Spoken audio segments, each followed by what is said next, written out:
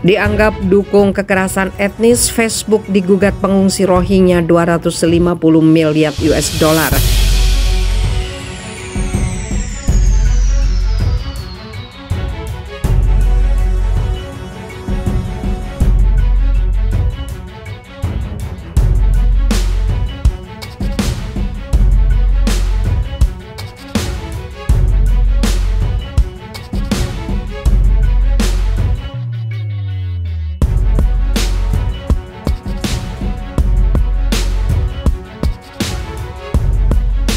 Raksasa media sosial Facebook dituntut dengan denda sebesar 250 miliar dolar Amerika Serikat atau sekitar 2,1 kuadriliun rupiah oleh para pengungsi Rohingya. Raksasa media sosial itu dianggap gagal membendung ujaran kebencian di platformnya yang memperburuk kekerasan terhadap etnis mereka. Pengaduan yang diajukan di Pengadilan California mengatakan algoritma yang menggerakkan perusahaan jejaring sosial yang berbasis di Amerika Serikat itu mempromosikan disinformasi dan pemikiran ekstremis yang diterjemahkan menjadi kekerasan di dunia nyata. Facebook seperti robot yang diprogram dengan misi tunggal untuk tumbuh, tulis dokumen pengadilan seperti dikutip dari Reuters Selasa 7 Desember. Kenyataan yang tidak terbantahkan adalah bahwa pertumbuhan Facebook yang dipicu oleh kebencian, perpecahan, dan kesalahan informasi telah menyebabkan ratusan ribu nyawa Rohingya hancur setelahnya. Lanjut isi dokumen.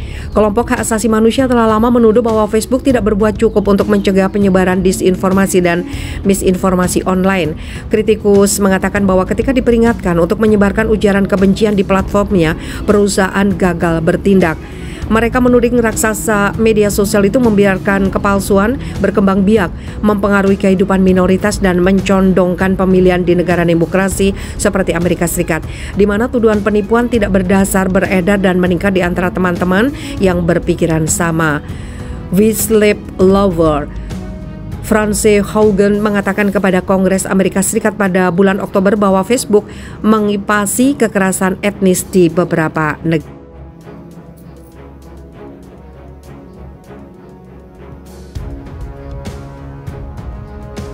Aung San Suu Kyi terancam dipenjara lebih dari 100 tahun. Pemimpin Myanmar terguling Aung San Suu Kyi dinyatakan bersalah oleh pengadilan Myanmar Senin 6 Desember. Dia dinyatakan bersalah karena dianggap menghasut perbedaan pendapat yang terjadi di negara tersebut dan melanggar aturan COVID-19.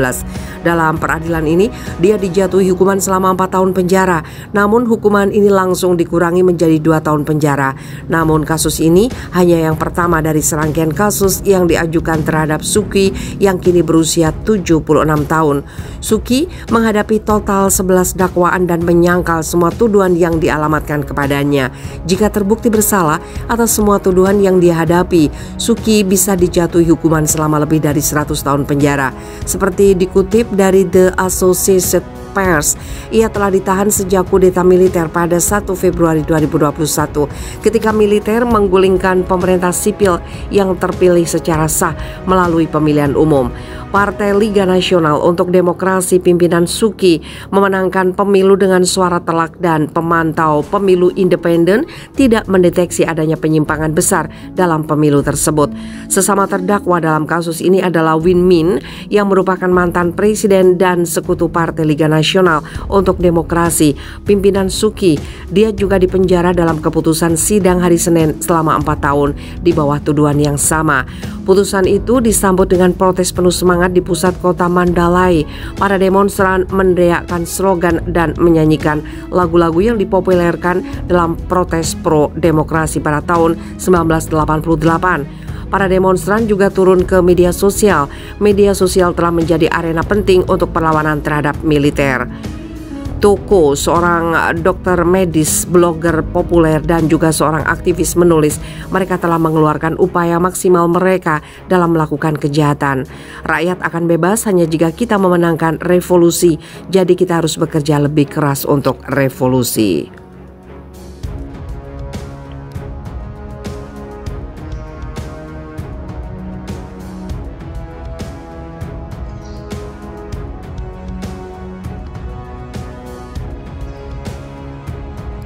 Pasukan Myanmar gempur kota, puluhan rumah hancur. Pasukan Myanmar menggempur sebuah kota yang bergolak hingga menimbulkan kebakaran yang menghancurkan puluhan rumah serta kantor Badan Amal Save the Children. Negara Asia Tenggara itu berada dalam kekacauan sejak kudeta militer pada Februari dengan lebih dari 1.200 orang dilaporkan tewas dalam tindakan keras pasukan Myanmar terhadap para demonstran anti kudeta. Di seluruh Myanmar, pasukan pertahanan diri bermunculan untuk menghadapi junta militer, kemudian meningkatkan serangan dan pembalasan berdarah. Seperti dilansir kantor berita AFP 30 Oktober, menurut media lokal Kitit dan The Chinguin, pasukan junta menggempur kota Tentlang di negara bagian Chin Barat pada Jumat 29 Oktober waktu setempat setelah konfrontasi dengan pasukan pertahanan diri setempat. Seorang warga Tantlang yang telah melarikan diri dari kota itu setelah bentrokan sebelumnya mengatakan kepada AFP bahwa gempuran dimulai setelah anggota pasukan lokal menangkap seorang tentara. Segera setelah itu terjadi artileri berat ditembakkan, katanya, seraya menambahkan bahwa dia telah mendengar antara 80 dan 100 rumah telah hancur.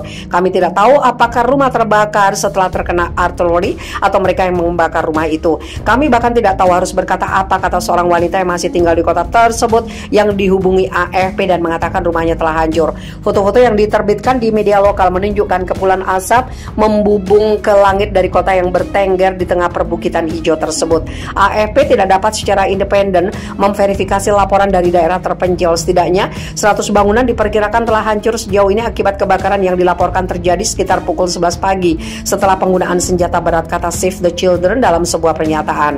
Api terus membakar kota dan tidak ada petugas pemadam kebakaran yang tersedia untuk mengendalikan kobaran api, kata badan amal tersebut, seraya menambahkan salah satu kantornya rusak. Sebagian besar dari 7.500 penduduk Tantlang telah meninggalkan kota itu saat bentrokan bulan lalu. Banyak yang melarikan diri melintasi perbatasan ke India. Save the Children mengatakan kota itu sebagian besar kosong ketika gempuran terjadi pada Jumat 29 Oktober. Stafnya telah pergi setelah kekerasan sebelumnya.